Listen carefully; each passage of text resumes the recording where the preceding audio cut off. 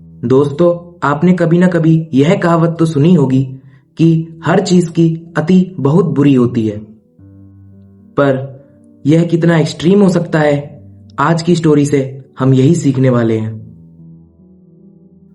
नमस्कार दोस्तों, आप सभी का स्वागत करता हूं मैं कोल्डी क्रीप्स की एक नई वीडियो में।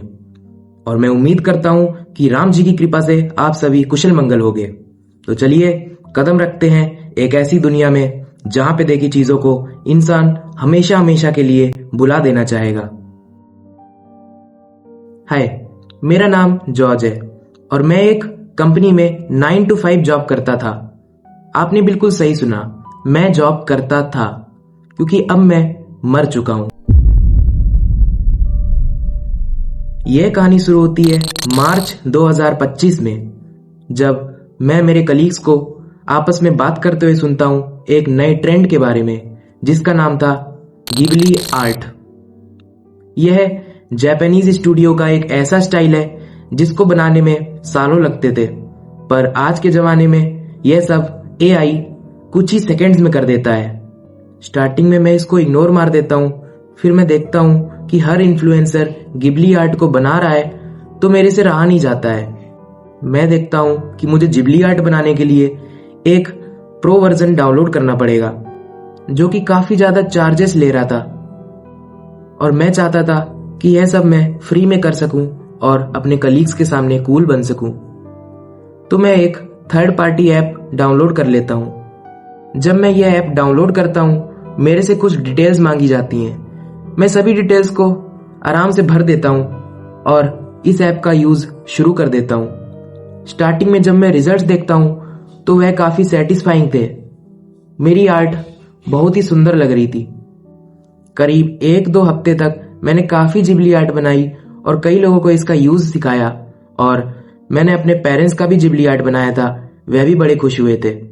उनको खुश होता देख मेरे चेहरे पर भी अलग ही मुस्कान आ गई थी। पर मुझे क्या पता था कि यह मुस्कान मेरे से एक दिन हमेशा हमेशा के लिए छीन ली जाएगी। धीरे धीरे यह ट्रेंड भी बाकी ट्रेंड्स की तरह गायब सा हो जाता है, और फिर मैं एक दिन काम करके अपने घर को आ रहा होता हूं। मैं देखता हूं कि मेरे को एक अननोन नंबर से मैसेज आया हुआ था, जिसपे लिखा था हाय। मैं उससे पूछता हूं कि ये कौन है, पर 2-3 दिन तक उसका कोई रिप्लाई नहीं आता। 2-3 दिन बाद मुझे रात के समय एक लिंक भेजी जाती है, जो कि उसी नंबर से आई होती है, और उस पे लिखा होता है यू आर इनवाइटेड। जब मैं उस लिंक पर क्लिक करता हूं तो मैं एक लाइव स्ट्रीम में पहुंच जाता हूं। मैं देखता हूं कि उस लाइव स्ट्रीम में एक लड़की बैठी हुई है जिसको कुर्सी से बांध रखा है, और वह एक ऐसे कमरे में बंद है जिसका पूरा कलर रेड है। मैं ध्यान से देखता हूं तो लड़की के चेस्ट पे एक नेम टैग सा कुछ लिखा हुआ था, जिसपे लिखा था गिबली गर्ल 241। मैं पूरी तरह से कंफ्यूज हो चुका था। उसी बीच एंट्री होती है एक बंदे की, जिसने काले कपड़े पहन रखे होते हैं और एक काले रंग का मास्क भी पहन रखा होता है। उसके हाथ में एक सूटकेस था, जिसको जब वह खोलता है तो मैं शॉक हो जाता हूँ। उस सूटकेस में करीब 10 से 15 धारदार हथियार थे, और मुझे नहीं पता था कि वह उसका क्या करने वाला है। मैं देखता हूं कि लाइव चैट शुरू हो जाती है, जिसपे कुछ अलग ही भाषा में लोग लिख रहे हैं। और फिर क्या होता है कि सबसे पहले वह अपने बैग से कुछ प्लायर जैसा निकालता है और लड़की के सारे नाखून नोच लेता है।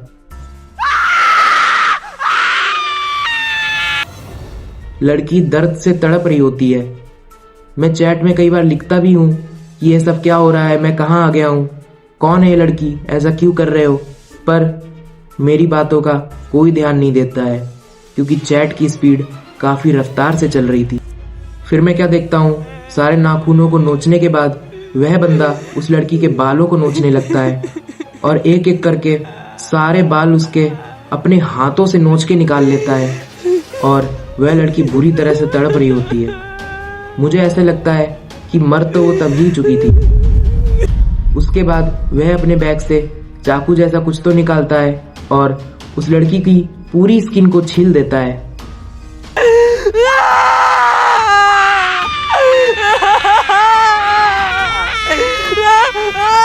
यह सब देखने के बाद मैं अपने मोबाइल को स्विच ऑफ कर देता हूँ और मुझे एक लाइफ टाइम ट्रॉमा मिल चुका होता है।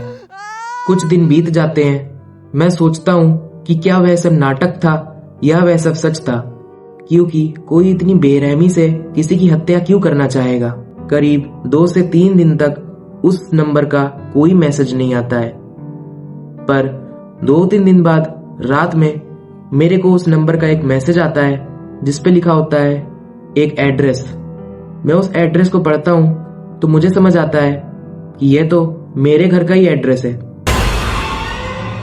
और उसके नीचे लिखा होता है यू आर नेक्स्ट।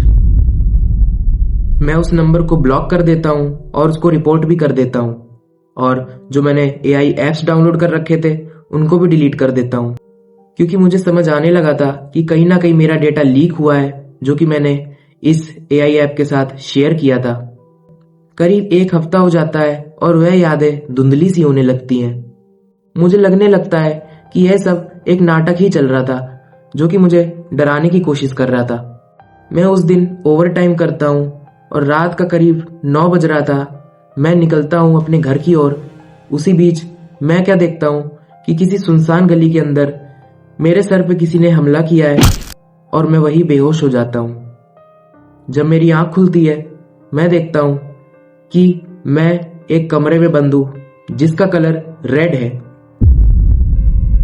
बस फर्क यह था कि उस लड़की की जगह इस बार मैं होता हूं और सब लोग मुझे देखकर एक स्क्रीन पर चैट लिख रहे होते हैं और मुझे टैग किया जाता है जिबली बॉय 428। जिस लड़की का दर्द मैंने एक स्क्रीन पर देखा था, वह दर्द मुझे खुद भी फील करना पड़ा, और 3 से 4 घंटे के सिलसिले के बाद मेरी आंखें भी हमेशा हमेशा के लिए बंद हो जाती हैं। एक बात मुझे आज भी खटकती है कि क्या मेरे पेरेंट्स सेफ हैं, क्योंकि उनका जिबली आर्ट भी मैंने ही तो बनाया था। रुक जाइए दोस्तों, रुक जाइए। पहले मेरी बात सुन लीजिए, फिर कुछ कमेंट कर लीजिएगा। ये जो स्टोरी मैंने आपको सुनाई है, ये मैंने कहीं इंटरनेट पे नहीं पढ़ी है और ना ही मैंने कहीं एक्सपीरियंस होते देखी है, क्योंकि यह स्टोरी मैंने बनाई है। अब इससे पहले आप कुछ लिखें, मैं आपको बता देना चाहूंगा ये जो ट्रेंड चल रहा है जिबली आर्ट का, आपको नहीं पता कि ये जो AI है इसकी ट्रेनिंग में क्या क्या चीजें इन्वॉल्व हैं। जितने भी ये टेक जायंट्स हैं, ये अपने AI मॉडल्स को ट्रेन करते हैं और उनकी ट्रेनिंग को डिस्क्लोज भी नहीं करते हैं।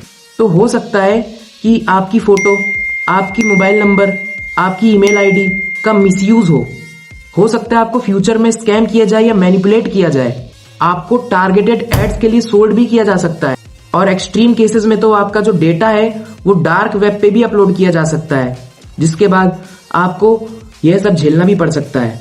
तो दोस्तों, ये जो स्टोरी मैंने बताई है, ये स्टोरी अभी बनाई तो मैंने है, भगवान ना करे, पर हो सकता है कि यह स्टोरी किसी ना किसी के साथ घट जाए। अब कुछ लोग मेरे से बोलेंगे कि भाई हमने तो सबने जिबली आर्ट बना रखी है, तुम क्या बात कर रहे हो।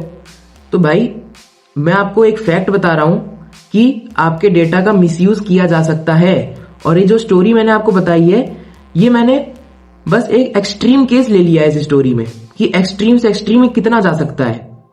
अब हर किसी को तो ना रेड रूम में बंद करके मारेंगे यार, थोड़ा लॉजिक भी लगाओ। बस आपको मैं यह बताना चाहता हूं कि किसी भी एडिट को बनाने के लिए आप अपनी प्राइवेट इंफॉर्मेशन ऐसे ही शेयर मत किया कीजिए। हो सकता है इसका बेनिफिट अभी तो आपको हो जाए, पर लॉन्ग टर्म के लिए आपको उतना बेनिफिट ना मिले, और हो सकता है स्कैम भी हो जाए। और मुझे लग रहा है ऐसा कि बहुत लोग इस वीडियो को देखने भी वाले हैं, तो मैं आपको अभी बता देता हूं कि इस वीडियो के माध्यम से मुझे सब्सक्राइब मत कीजिएगा। मैंने क्या बोला कि इस वीडियो के माध्यम से मुझे सब्सक्राइब मत कीजिएगा, क्योंकि ये कोई फैक्ट चैनल नहीं है, ये एक स्टोरी चैनल है।